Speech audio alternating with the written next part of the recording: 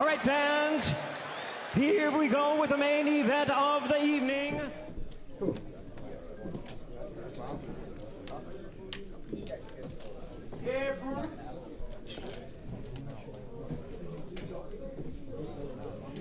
Well, good evening, everyone. It is 25 minutes past 12. Quiet, please, up the back. Thank you. Shh. It is 25 past 12, so we're going to give you some time with the champ. Still undefeated IBF World Welterweight Champ, Jerome Boots Ennis. And over to the floor for questions for myself, Boots, and of course Mosey as well. Whoa, yo, thank you. Hey, what's up, Boots? This is Najee from Cigar Talk. I know in the ring questions, you said immediately that you were thinking about going to 154. You weren't sure about the pop. Can you talk about that a little more? Was it just the punching power? Was it you making weight? Can you talk about just the idea of moving to 54? I'm about to say I felt good, but like I said, I'm getting older. I'm 27, I'll be 28 next year, so I don't know. We'll see. We're gonna talk to the team and see what we're gonna do. I about to say I made weight easy. I was comfortable, but we'll see.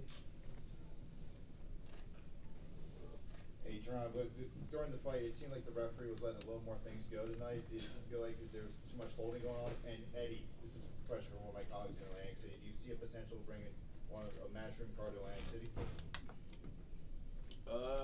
Yeah, I'm about to say after I dropped him, I feel like he was holding ever since then. That's on me though. I got take a half step back, and start ripping them shots and using more angles. Just listen a little more. My dad was saying everything right, and I just wasn't doing it. Yeah, for me, Atlantic City, obviously, historic city for boxing. Some great venues there. We love it here, to be honest with you. We've been here twice in 4 or 5 months. Huge crowds both times. But yeah, love to return to Atlantic City sometime. First, a question for Boots and then another for you, Eddie. Boots, compare and contrast the first fight to this fight tonight. And Eddie, we just saw him do definitely over 10,000, I don't know the official numbers, against a fighter that no one was calling for him to fight other than the IBF. Compare that against what you'd expect Mario Barrios or another titleist in this division to do against that level of opponent. I mean, that does speak to his star power in the city, does it not? Yeah, I mean, last night was obviously the return of big-time boxing in Philadelphia, and tonight, like you said, we've got a great card together. It was a great atmosphere. We know that the unifications do great numbers here in the city, but at the same time, we've got to look at the options around. I mean, there's only 2 options: a unification or a big fight at 154. That's it. What's more reasonable, do you think, Norman Jr. or Mario Barrios? I think that we've got Stanionis is in a mandatory against Gearsov, our guy. BBC have already messaged me saying, look, could we step aside Gearsov and go straight into Stanionis? They're going to look at that performance and fancy their chances. Oscar De La Hoya's been tweeting, we're ready, Virgil Ortiz against Boots. I like that. But what they don't understand is when Boots is fighting those guys, it's all about trying to make it entertaining. The first fight was a stinker. I actually thought that was a good fight tonight. And by the way, I also think that guy beats most 147 pounders. I think he's a good fighter. But Boots is just trying to make it exciting, trying to get him out of there. He doesn't really have a lot of regard for what's coming back. He's getting hit too much because he's kind of not really even motivated. And against Barrios, against Stanionis, against Norman, it's going to be different. And against Ortiz, it's going to be different. And the performance has got to be different. Because he knows, and Bozy knows, that performance might not be good enough to beat one of those guys. But it will be a different performance from Boots against one of those guys. Don't worry about that. But now we've got a really big decision to make. I never like giving up world titles. But sometimes the time is right. And, we may get a substantial offer to fight Virgil Ortiz in Saudi Arabia. And then, from there, it's on Jerron and Bozy. That's it. And he'll get my advice, but these are the guys that will make the decision. But for me, I think it's only unification or Ortiz. That's it. For Boots, what do you think of that February 22nd fight against Ortiz? What do you think of that February 22nd fight against Ortiz? Like I always say, I want to fight the best. I tired of fighting these, bottom tier guys. When you fight the best, you gonna be better. Eddie, what you said you would have advice for him. What is your advice? Is to take as much. It depends on the financial package. Depends on what we want to do long term. Depends if we don't want to return to 147. The reason that we fought Jadazian tonight was because Boots had a desire to capture the other championships at 147. So we've got to review that position. We've got to look at the option against Virgil Ortiz. We've got to look at the financial package for that fight as well. Because as well, don't forget, a win over someone like Virgil Ortiz on a Riyadh season card is going to take his profile to another level. So it's going to be very tempting. And by the way, it's a brilliant fight. A brilliant fight. I mean, Boots against Virgil Ortiz is one of the best fights out there to be made. Not just in the division, but in boxing. Two tremendous young fighters. JP Miranda, LatinoSports.com. Question for both of you. Throughout the fight, Ryan Garcia was tweeting away, saying he would knock out Boots. If you had your choice between Ryan Garcia at 137 and having to continue to make that weight, or going up to 154 to face off with Virgil Ortiz, what would your choice be? That's what I mean. For both of you. Let's bring him on. Come on.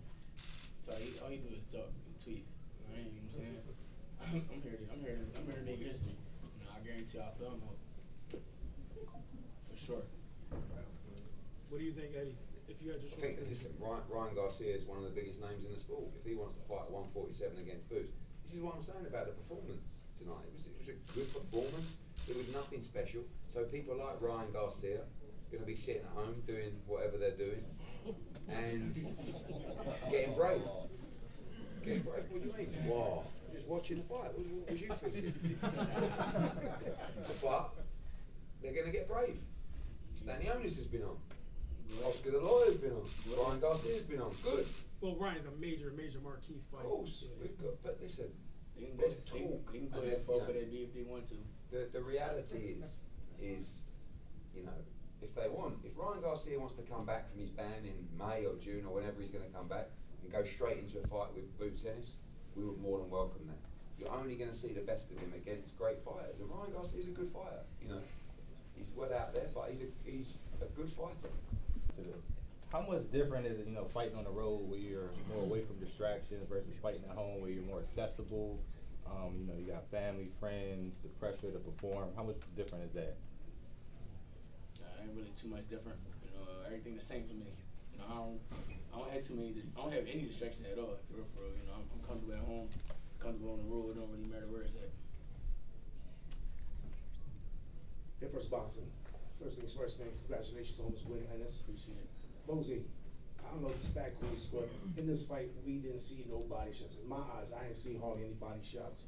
Today, Ennis, man, one of the best fighters in my eyes, was a headhunter. What was you telling him in the corner?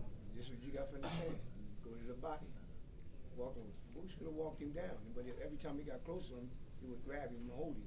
That's why I told him that's where the fakes come in. You know what I mean? Them angles he normally do. He didn't do none of that. You know what I mean? He just, I guess he got bored with him. You know what I mean? That's why he was taking them chances like that. Just like Eddie said, it was somebody that was at the top, the top of the line, like 147 pounder champ or something. You would see a different attitude. Boots, Kevin Garcia with Fight Hype. So I just wanted to get your response or thoughts.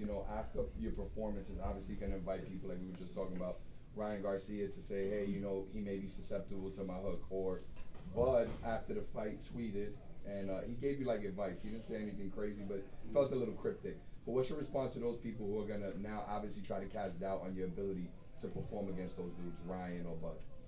I love it. They ain't gonna do nothing but add fuel to the fire. For the next performance. That's what I need. That's what I want. That's what I'm saying. The next fight gonna be even better. I ain't worried about nothing. For real. You know what I'm saying? I know my next fight I'm gonna be good. I'm gonna be better. Go back to with the team and focus on listening. Got you. Any response to Bud's tweet? He tried to give you some advice. He said, be careful. One slip up, it could cost you everything. Yeah, ain't nothing wrong with that. I ain't got nothing to say. Fair enough. Boots, Mariano, a little bit about the fighters that you promoted on the undercard tonight? Dennis, the quiet storm Thompson. You know, I got a second round style. He looked beautiful tonight. You know, he only 2-0. He for somebody 8-5. You know, what young up and come fighters doing that? You know, he looked phenomenal. He looked strong. He looked sharp. He did his thing, and then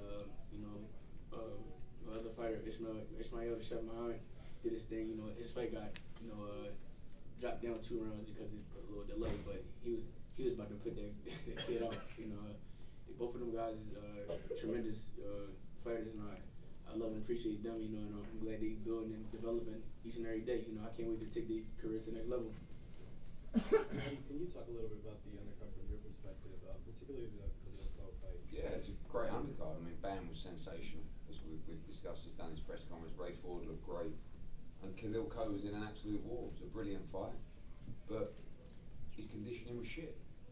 I mean, that's the reality. I don't know what else to say. Like, you can't be blowing out of your arse after 3 rounds if you want to go on and become a world champion fighter. You've got to live the life, and you've got to be ready to go to the trenches against someone like Manuel Gallegos, who's not anywhere near world level, but is a good, tough opponent that's going to give you rounds to progress you to the next level. So, you know, Boots knows, and his young fighters will know, and he'll tell them conditioning is key. Right, and that's what we talk about on weight as well. That's why the decision around weight is so important. And Khalil struggled at weight. If you don't get your weight right, if you're not conditioned, you're going to find tough times in the fight. And if you can't come through them, you're going to get beat. And that's what happened to Khalil Coe tonight. So he'll be back, but he's got to learn a spiteful lesson. Amo Williams, great to see him back. You know, Zaquin Moses, very, very good fighter, and so is Dennis and Ishmael as well. Really, and Ray Ford, a great performance, as I said. You know. I think we've got the top 230 pounders in the world in Nunes and Ray Ford, and I think he's a future world champion, 2-weight world champion. Okay, now Flair. we're finally here at the final start at this thing that we constantly continue to ask. So, look, you guys did a tremendous performance. Shout out to everybody from Philadelphia that came out to support. Shout out to Boots. Shout out to the trainer, Bozy Ennis. And look, we know the 2 options that you want to pick, but there's still a 3rd option. That 3rd option is the most exciting man in boxing, Blair Flair, fighting Jerron Boots Ennis in a major hit in Philadelphia, Pennsylvania. Yeah, thank you. We're going to leave the messages to the media. But one thing I will say is I like you, Blair. I think you're a very funny guy. I will go viral again. Yeah. And I do think you can fight. But we got to move on to that next level now. Because... Okay, so you saying you want to move on to the next level, but I'm yet still the only fighter in the welterweight division that actually fought a major name. So why not make this fight happen? Because we want either a major name or... The major name is Blair the Flair. No, I'm afraid you're not. Let's see how. No, how do you say? You're definitely... When's the last time somebody knocked a tooth out from Broner? It doesn't matter. Adrian Broner... When's the last time he went viral on Instagram, on Facebook, on Twitter? When's the last time? Adrian Broner is shot to pieces, right? Let me tell you one thing now. Whilst I take the microphone off you, I think you're a lovely guy. I've got a good fight for you. Karen Chudasian. I'll tell you what I'll do. For what? Okay, I'll tell you what I'll do. For what? I'll tell you what I'll do. I want the winner. I'll tell you what. I want the loser. Oh, No, look, just tell him you. the lights Tell him gone you out want money. Blair Flair. Just tell him you want money. Tell him you want money. I want the winner. Someone's leant on the light, by the way. Who's ever leaning on the wall? Somebody leaning on the Oh, wall. wait, never mind. That's I'll Blair tell you what we'll do. Flair. I'll tell you what we'll Hitting do. the lights. I'll tell you what we'll do. I will put the fight on. You against Karen. Okay? You Oh, beat him. At least you can get some money for that. We'll get you a major fight. All right? Against who? Against The one a big that featherweight, Conor Ben, maybe Jerron Ennis. We'll see. Can we get that in writing? Quite possibly. Yeah, quite. Okay. But we want to go to the next level. You want Conor Ben? Look, You the can whole fight Conor thing Ben. is, did I not get enough? Did I not do enough? No, absolutely How? not. You've never done enough in your career to fight Jerron. How? Who have you beaten? Okay, how many ex-champions you guys fight? Blair. No, how Next. many ex-champions have you Blair, fought? Blair, you've How never- many you ex-champions do not have you a- fought? Stop How it. many ex-champions did Conor You do Ben not fought? have a- you At do- least I fought two. You do not have. He fought Chris Algieri, a former world champion. By the way. Chris Algieri is Yeah. great. By the way. That's right. We're going to move on to the media. It was great chatting to you. Yeah. Every home should have. Thank you, Blair. Right, go on. We like the way you talk. Over here. We love you, Blair. Over here, got a question for Boots, reference to the fight against Chikazi. After the knockdown, could you talk about Chikazi's toughness? Because he took a number of shots there over the course of those rounds there, over the course of the fight, and, wasn't able to, I guess, go down after that first knockdown. So could you talk about Chikazi's toughness? He had good toughness, but that just is more so me rushing my shot, not bending my knees. It's a lot of little stuff. Being lazy a little bit, like just lackadaisical, can't be like that. I definitely would have got the knockout. I would have, bent my knees and eaten my ankles and listen to my corner more. That's all. First of all, I want to say congratulations to Boots and his team and Aaron for bringing the fight to Philly. We definitely need that. About Boots, for it to be, if this is going to be your last fight at 147, are you excited about what you did in the ring tonight? Like I said, I mean, let me go watch it and I give you a response. Right now, like I feel like it was a okay performance. Like I could have been way better. And like I said, listen to my team more.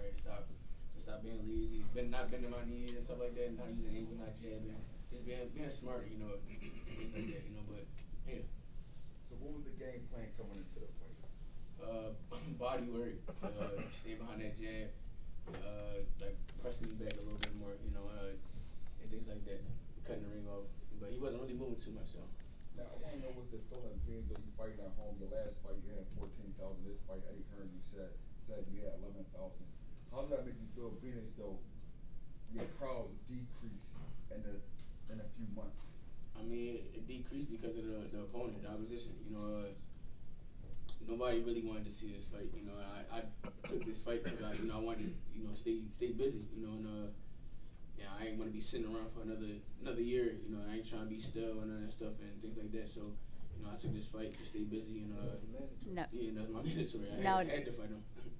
I'm sorry, we're gonna move to the next one, so everybody gets a chance to ask a We should have question. a few more guys because we've got to leave the building soon. Hey, Eddie, Jay with Sportbox TV. Moving back around to Virgil Ortiz versus Boots, what do you think the fight looks like? How does it play out in the rough action you're together? Listen, I think it's a great fight. Boots knows he's got to be better than tonight against a fighter like Virgil Ortiz, but the training would be different, the mindset would be different, the challenge would be different, and that's where you're going to see the best of a great fighter like Boots. So, I really respect Virgil Ortiz. I love Robert Garcia, Oscar De La Hoya Plonka. And we got to make sure, and I'll be saying to Boots, we can't afford to lose that fight. I can't lose to that fucker. No way. Boots, if you don't win that fight, I'll never talk to you again. Good.